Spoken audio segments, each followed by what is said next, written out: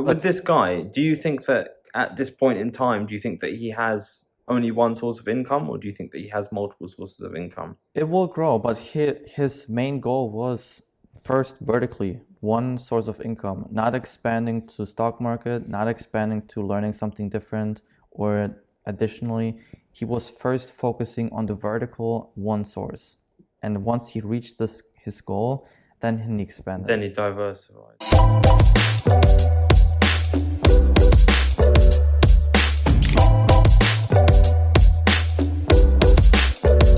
Welcome back, folks. Welcome back.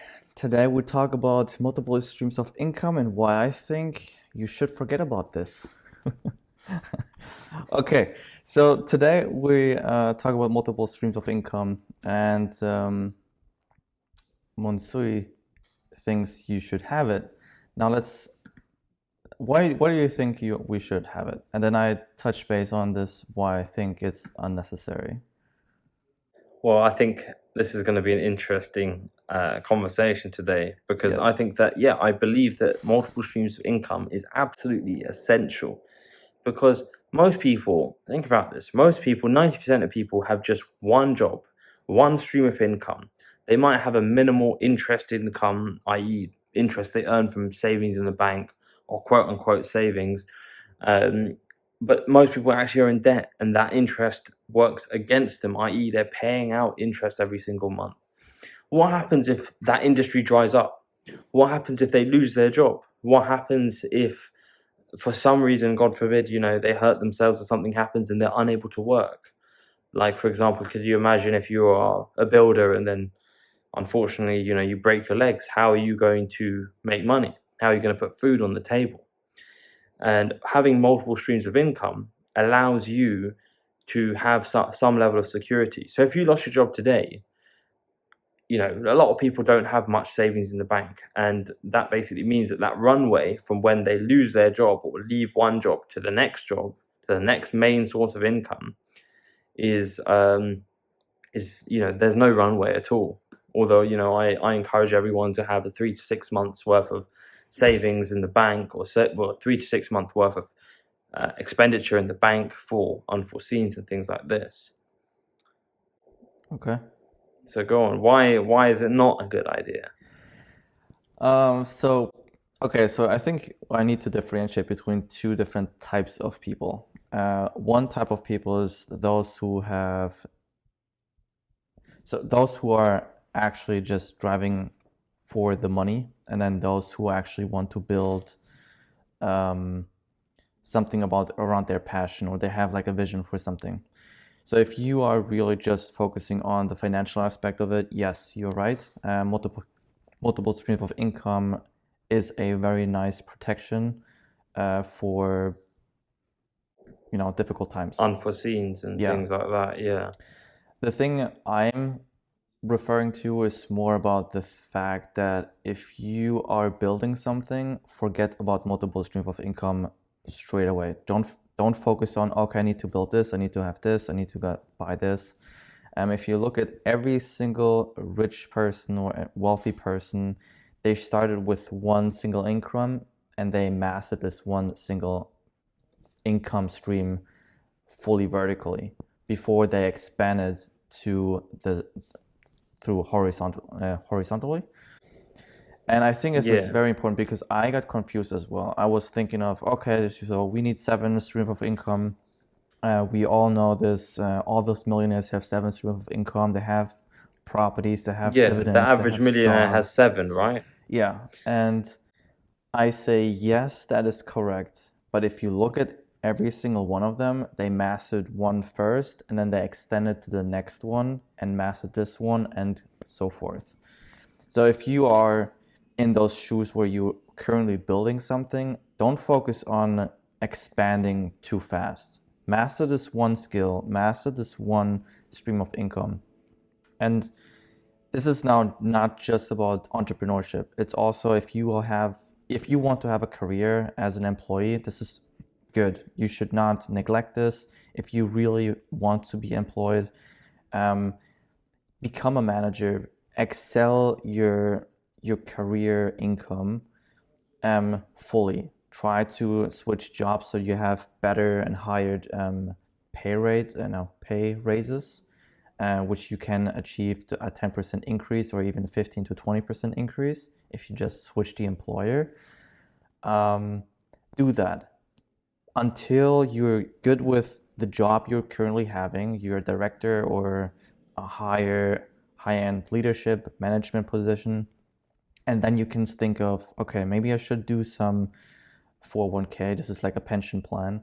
Or maybe you should start thinking of, maybe I buy some shares into like a business that I'm not running the business, but I rather have shares on the business, on the profits. Does that make sense? So you don't put your focus off the main goal, what you have, which is your career at this example, or if you start a business, focus on that one thing. Don't focus on investing into the stock market. The stock market takes a lot of time to study and see patterns and see economics and see the world economics, because everything plays a role, or like has, how do you say it? I lost the words, but it's basically, if you focus on one thing, you should excel it to the max until you're maxed out, and then you can expand it to the next stream of income. Don't diversify too early, because you will struggle a lot to keep everything under one head. That is interesting. Does this make sense to you? Yeah, go on. Yeah, it does. And I have to say, yes, on one hand, in parts of that I agree with, and parts of that I think that some of it, perhaps, I disagree with on the face of it, but then we can investigate this a little bit further. So, firstly, yes, if you're going to basically have 10 different or 7 different income streams, well, let's just call it 10 so we can do easy maths, and you're going to spend 10% of your time in each of these, yeah, of course, it's a jack of trades and a master of none, right? And yes, I agree. Yes, put your time into something, build it, and then you can diversify. Yes, but let's be real here. Who spends every single waking hour on their mission? We do other things, right? And we need other things. We need to have breaks, and we need to have points in time where we are doing something that isn't just work, work, work.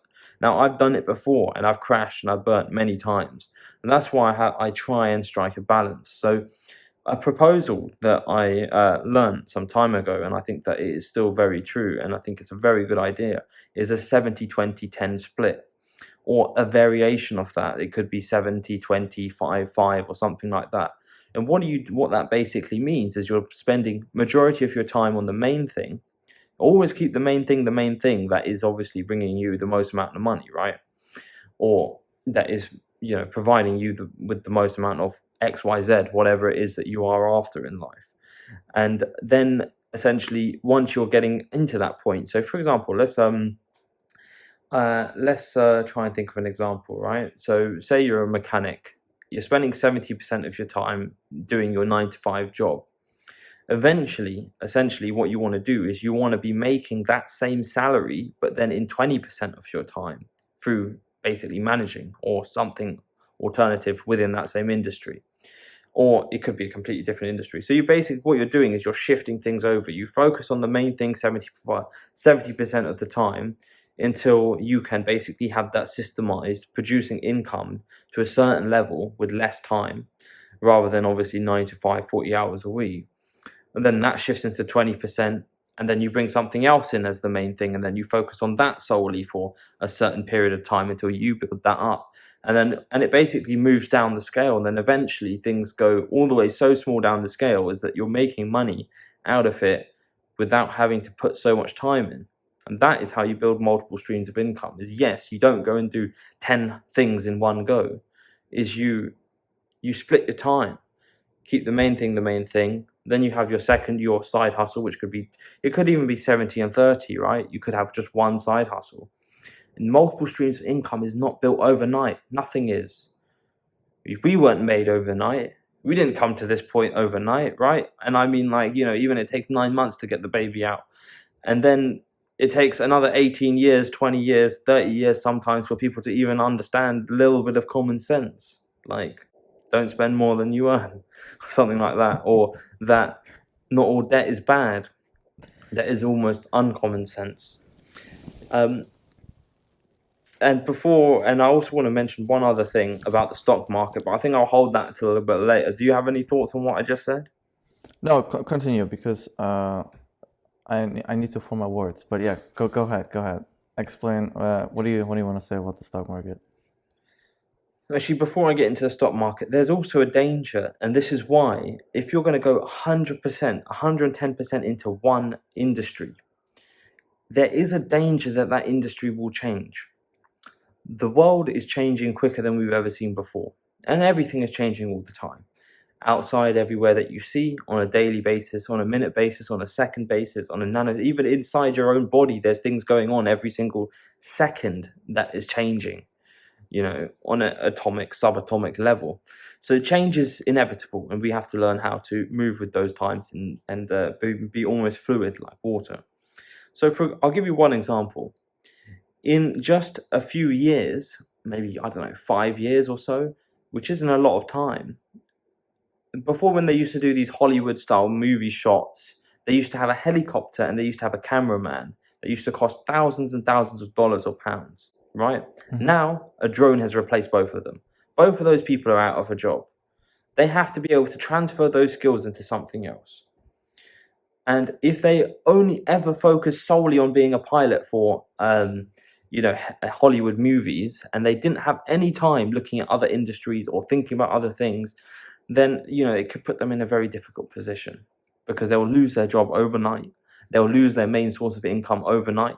And those two types of people, the cameraman and the pilot for Hollywood movies, they would be making a lot of money. And going from a lot to zero is painful. And on top of that, they're probably keeping up with the Joneses, spending more than they earn, in a lot of debt, don't understand basic money management.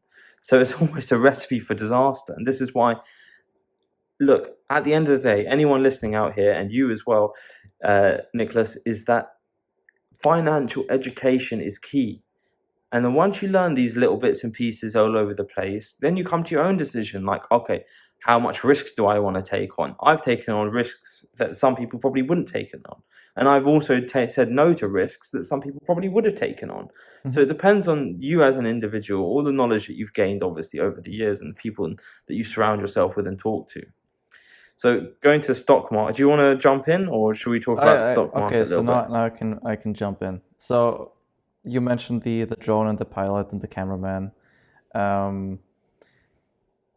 Myself, as someone who worked in the movie industry, I can agree and disagree with what you said. The drone has been part of Hollywood, and yes, pilots who have now our drone pilots have now semi overtaken the movie industry. However, because we were talking about the people who were replaced, the cameraman is still a cameraman, so movies will be still made with cameras, so he has not lost his job. And the pilot, and I only know this because I talked to someone here in the San Francisco Bay Area. He used to be a movie pilot for San Francisco-based movies, and he started a business. So he was a camera pilot, or like helicopter pilot for movies, and so he created a business to make helicopter tours in SF, and then he also has a camera helicopter where there's like a special mountings and stuff, so people with who are interested in photography, they can book his service, and then he's flying to those very unique places where a drone cannot fly to. So he used his knowledge about the movie industry and the drone. This is great.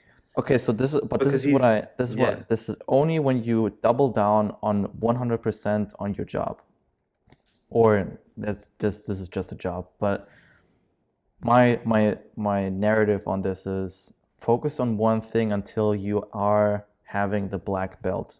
You are the master on this craft, regardless what it is, whether if it's a job, painting, e-commerce, sales, if you are HR, if you truly master one thing and one you're maxed out, then you should expand, yes. But until then, double down, go 120%, 150% on this.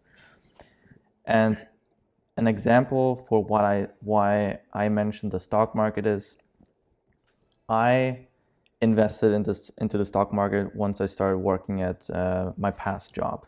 I had dividend pay that was like $100 every 2 months of dividends from different. Wow, that's pretty good. Yeah. But I didn't learn anything from it. I did it just passively. And once I dropped out of my job because I wanted to pursue my agency, I was like, okay, I know everything about the stock market because I make already like almost, yeah, it was close to $100 every 2 months on dividends. And I was like, okay, so I have figured it out. I'm good. So I started trading option trading, like options. Oh boy, I lost a lot of money. I mean, I made a lot of money too, but I lost a heck load of money that I could have saved if I just start small and just really take it very serious on the stock market. But the thing is, if you do have a job, and you mentioned the 720 rule, if 7-20-10, yeah. 720 Or thereabouts.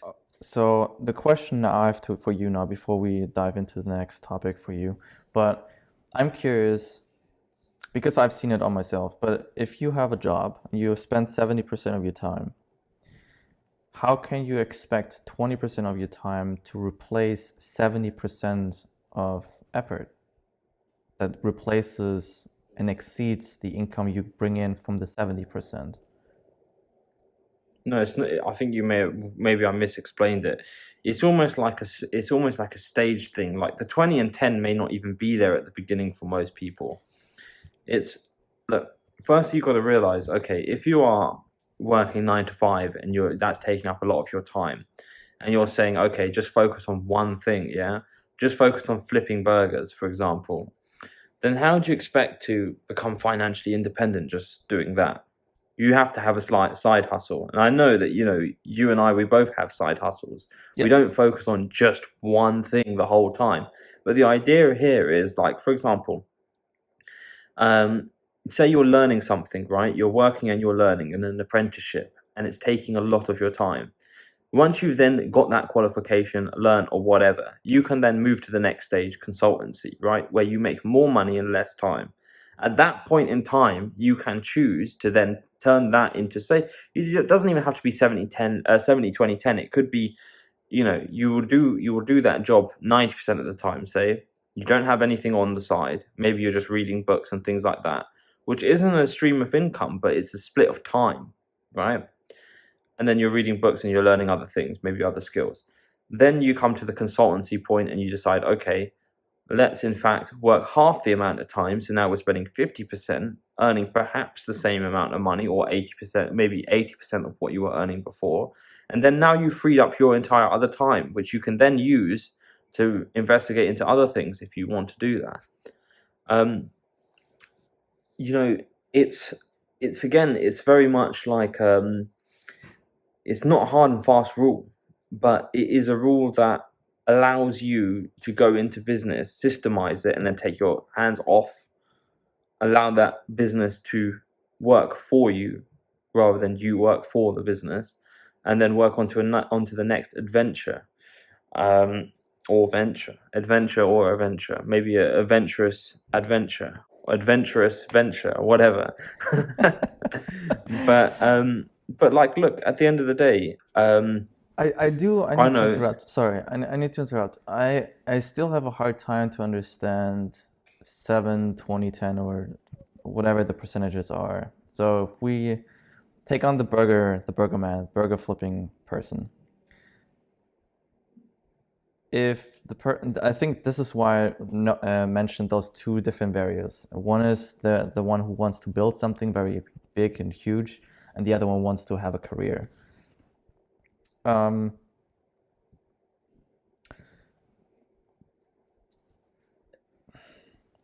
I can't see the I'll 720. I'll help you Yeah, out a little bit. Look, try it different. any person that has made a lot of money in business has spent a lot of time, and they have gone in and they have made maybe millions, hundreds of thousands, what billions, whatever it may be.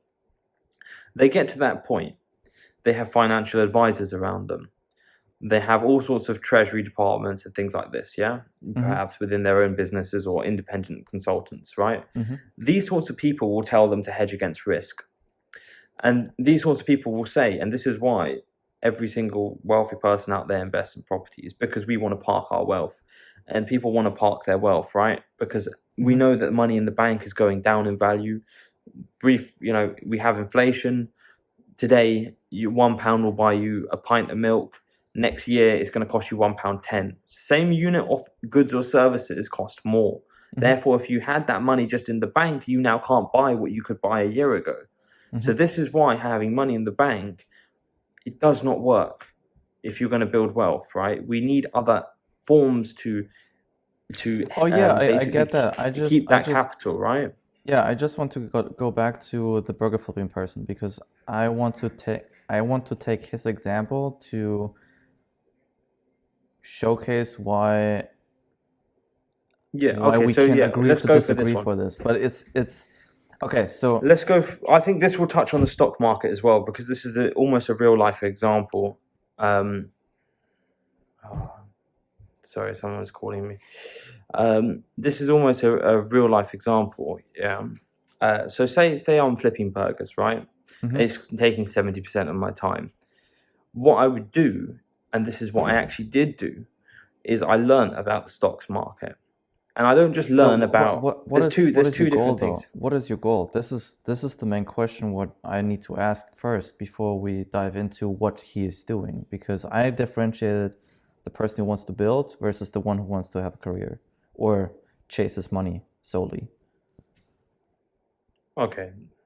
So, for example, you are flipping burgers.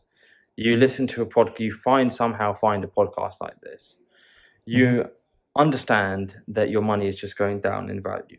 You understand that you need a retirement plan. So, and you also understand the impact of compounding, right? And you understand that the stock market, in fact, is one of the easiest ways for anyone to become financially independent over the long term. Say you're in your 20s or 30s, yeah? So you're flipping burgers and you understand all of what I just said. Now you're going to do a little bit of investigation and you're going to realize that actually I have a pension. And in the UK, you can actually convert that pension so that you choose where it goes. And then you learn all this stuff and you realize, okay, my boss is paying me, is matching so I earn £1,000 a month, say, £100 of that goes to a pension, and then the boss matches it, gives me 100, and then that together £200 goes into some unit, but it's like the stock market or some sort of pension fund, right? Or 401k. Or you decide I don't want to take a pension and I want to use that money myself.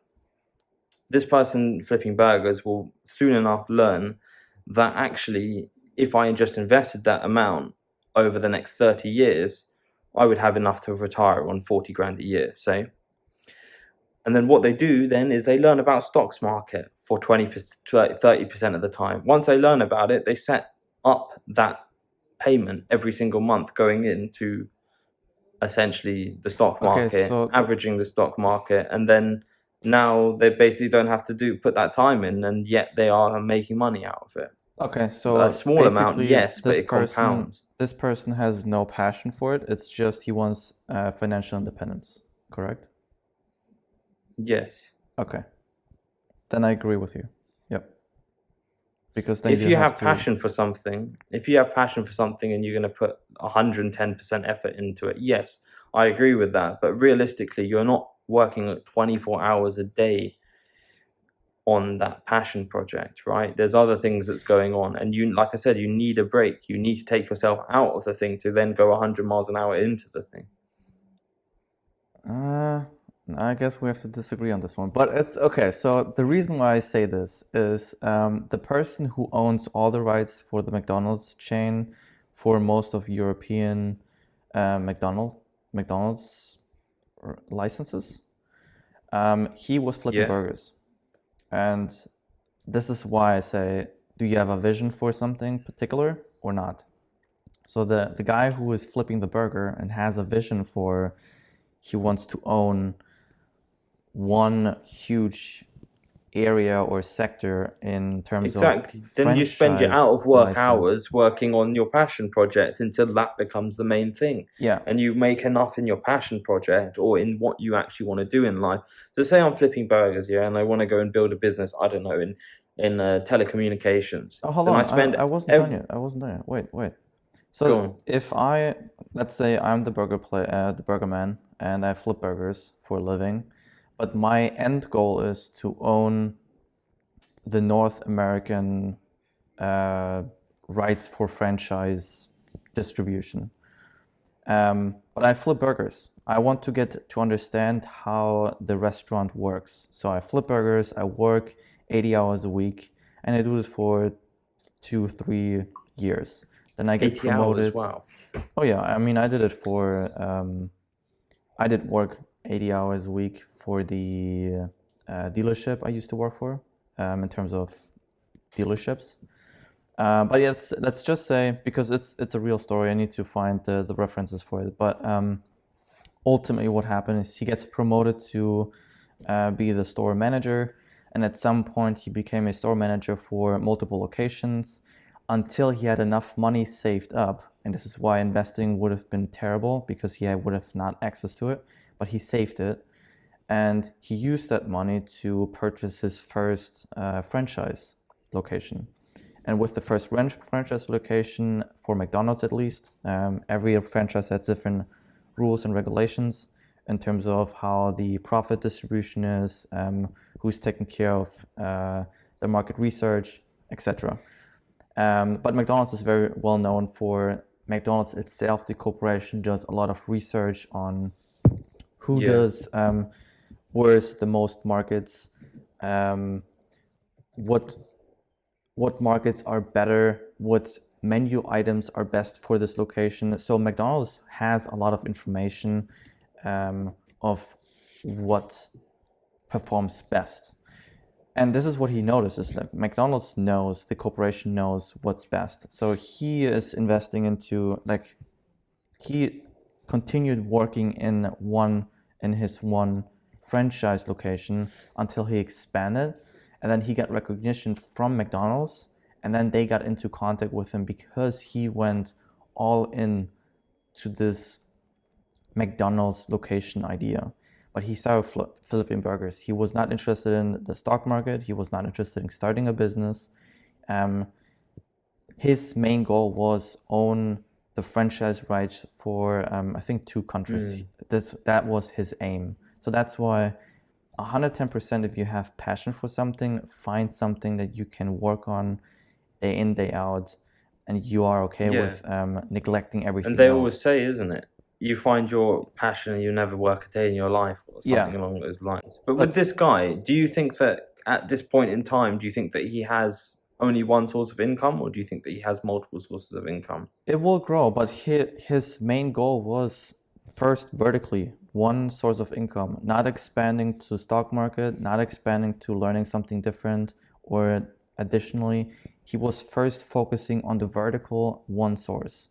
And once he reached his goal, then he expanded. Then he diversified, yeah. But until then, he said, I screw everything else. I don't like it. I don't want it. He's focused on this one mission he had in mind. And that's where I'm coming at, is if you have a passion for something and you already make some money with the thing that makes you happy. And yeah, for this guy, you know, he knew that he wanted to basically buy that franchise. So saving all this money and investing it in a volatile, in a volatile asset class, or a volatile,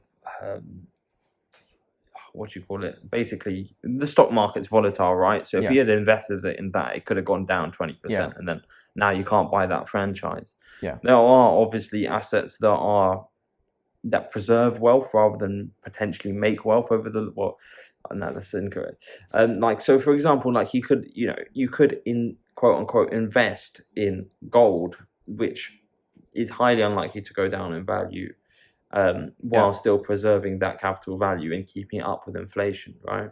Yeah. No, it definitely, it's I, definitely true, and that's why I was differentiating the person who has like a passion for something and has like a Yeah, vision. I think that's a good I think that's a good thing to differentiate. Yeah, exactly. If you have a passion on something, yeah, by all means go all in. And I think that people like that really do drive the world forward. And they're, I mean, you just look at people like Elon Musk. I mean, now we're building rockets that are so much cheaper than NASA. Yeah. Now we've got electric cars, although they're built like crap, they're still, the technology is still there, right? And that wouldn't happen without people that have got absolute passion for things. Yeah. And like the Dyson vacuum cleaner, well, I'm not saying that he had a passion for vacuum cleaners, but I think, as I understand it, he got very frustrated with it, and then figured it out basically. But I want to touch briefly on the stock market thing. Perhaps we should do a full episode on that. I actually did a lot of investigation into the stock market, and I spent a lot of time. Almost, you could have called that the 20%. I spent a lot of time doing that, and now it's running as it should. And I know that over the next 30 years that it will be doing the things that I want it to do. And this is the thing with investing, right? Is that and producing income from investments is that if you're looking at it on a 5-year horizon or even a 10-year horizon, it can go up and down. But if you're going to look at it on a 30-year horizon, the general trend will be upwards, because the lows of the market cycle today are going to be higher than the lows in the previous market cycle. And it could be the economical cycle, it could be the micro or the macroeconomical cycle, or the lows are always the lowest point is always higher than the previous lowest point. So on a longer time scale, these sorts of things work. We'll do another episode on stocks and shares, actually, I think. But I also need to chip in into this because Japanese stock market has still not recovered after 40 years of their crash. So it can be, It's How long is maybe we have to increase the market cycle, I don't know. And this is why we have to diversify as well. Yeah, Japan is an interesting one, right? And look, to be honest with you, I don't know enough about their market or their economy, except for the fact that I know that I like to drive their cars, as you very very much know. But what I was going to say is, with the stock market, I spent a lot of time investigating, researching, and understanding it, and then now, that time is now down to a minimal. Yeah. And then now it maybe just be like every 6 months or so we look at it, and I'll be like, okay, should we shift things around? But realistically, I mean, I could continuously learn about these companies and things like that. For the ordinary man who just would be investing £100 a month, you don't want to actually do that. You just want to understand to invest in one measure that diversifies it, rather than investing in just one company. You want to invest in really passively managed index funds. Yes. I mean, it's tough to say. I think the differentiation between if you have a passion or you just seek financial independence or freedom, or however you want to call it, I think those are very important. This is a very important decision you have to take first before you really educate yourself on making different sorts of streams of income.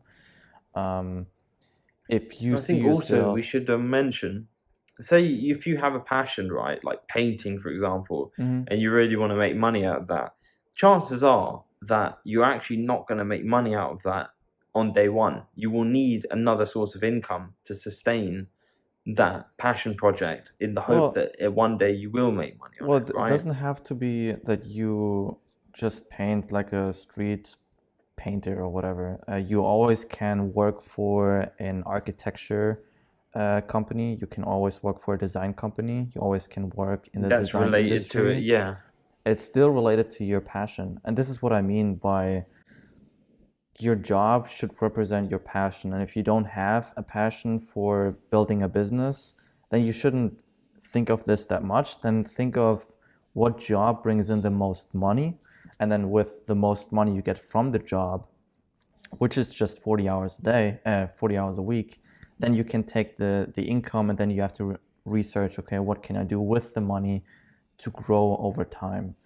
I think this is like the differentiation. What I try to make is, if you have something or a vision to build something in public, not in public, but if you want to build something in terms of entrepreneurship or just a company itself, then focus on the passion, and everything related to your passion, go 110% into it. If you don't have something like this, which is totally fine, and I know a lot of people, they don't have that kind of thrive and urge to build something, then just find a job that you are okay doing, get the most money out of it. And this is probably not flipping burgers. It's probably something more like HR, an office job, white collar. So you get the most money out of it. And then from that on, you can just educate yourself about investing, what can you do with the money to multiply the money, and stuff like that. I think this is like the biggest kind of thing why I say multiple streams of income should only be a thing if you don't have something you want to build. Other than that, focus on the thing, your vision. Does that make sense? Yeah, it does make sense. It does make sense. And I think, yeah, we will have to sort of leave it at that and agree to disagree. Yeah. Okay, I think that we're both on the same page that obviously multiple streams of income has some level of security and diversification, which is good. Yes. And but it's a lot of it. I think I understand. Obviously, correct me if I'm wrong. Is that when you are so invested into a passion project, and almost nothing else matters, but you still obviously, yeah, I agree. I think it's a very good point actually to work in something that is in that sort of industry. And I think also at the end of the day, if you have an end goal, if you have some sort of idea as to what you want to do. Now, it may not have to be for the next 20, 30 years. It could even be for the next 2 years, 1 year, whatever. Yeah. And you might just say, look, I'm going to try X, Y, Z. We spoke about this before as well. We want to try as much as, on our previous episode, we mentioned, you try as much as possible. A lot of people don't know what their passion is. Yeah. And at that point, you try as much as possible. But the idea is, have an end goal. And as much as you do have a passion and you want to build a business, you've got to have the end goal that, you build the business. Once you've got that business and you're making whatever over, it might take you a lot of time. But at some point in time, you're going to have to take your foot off the gas a little bit. And look, I want to work till the day I die, really. But I know that the sort of 70-20-10 split will change. And where I put my time will change. I'll be putting more of my time in hopefully higher value, more income producing tasks, and less of my time in the mundane stuff. Yes. I agree. And for those who don't have the goal, don't be discouraged of not having that, because not everyone does, and it takes a lot of time and thinking time and really a lot of quiet time. And it changes over time. I don't think so. Once you really have something that lights you up, it won't change. I have that with my goal, and it always like kind of fades away, but it always returns to me one way or another. And I think there's a book I would like to recommend to you guys. It's Ryan. So the book, it's called 12 Months to $1 Million by Ryan Daniel Moran. I leave the link down below so you can check it out. But basically what he's doing, he doesn't want to have a business. He just don't. But he builds a business and sells the business because he's just after financial freedom. He just wants to do things. And so what he does is he builds a business at 12 to 24 months, and then he's selling the business to a bigger brand. That's all he's doing. He's building, selling. And that's it. But he doesn't want to have a business. He just doesn't want to, which is interesting to hear from someone who's building a business, constantly in selling those businesses. But Well, what you're doing now doesn't have to be the end goal, right? I mean, what- you do you do you start learning, I don't know, geography in school. Doesn't mean that you're going to have to do that for the rest of your life. oh no, It could change. yeah, that can change, and it's just what your end goal is, like And it's a what you means to that. have. It seems like this is sort of a means to the end, a means to an end. Sorry, for this guy. And I think yeah, that's a good. Yeah, let's put that in the show notes. I haven't read that book, so Yeah, it'd be good to read that as well. And yeah, I think we should we leave it at that? I think so. I mean, it was quite interesting to see what you think of the multiple streams of income. So thanks for sharing your thoughts on this. Yeah, And no, likewise. I think that it works quite well because I'm quite an analytical, logical person, and you obviously have your own passion that you're going after. yeah, Like, yeah, I think, yeah, you're right. You know what? Actually, for the past 7, almost 8 years, so yeah, almost 8 years now, I've been working in one industry, and the passion has not subsided. Not, I mean, there have been times when I've been like, I want to get out of this game, because of X, Y, Z, and I've had a lot of headache from it. But at the end of the day, the results I think are worth it, and the results that are going to compound in the next however long I'm alive for is going to be great, really. But that's not to say that I'm constantly wanting to expand myself, and once, like, I'm doing a qualification at the moment. Once I finish that qualification, I'm going to go and learn other stuff that is completely unrelated, for no reason except for just to expand myself and learn things about these different industries, really. yeah, I agree. But yeah, I think thanks for sharing your thoughts for sure. I appreciate that. And I guess we see you guys next week.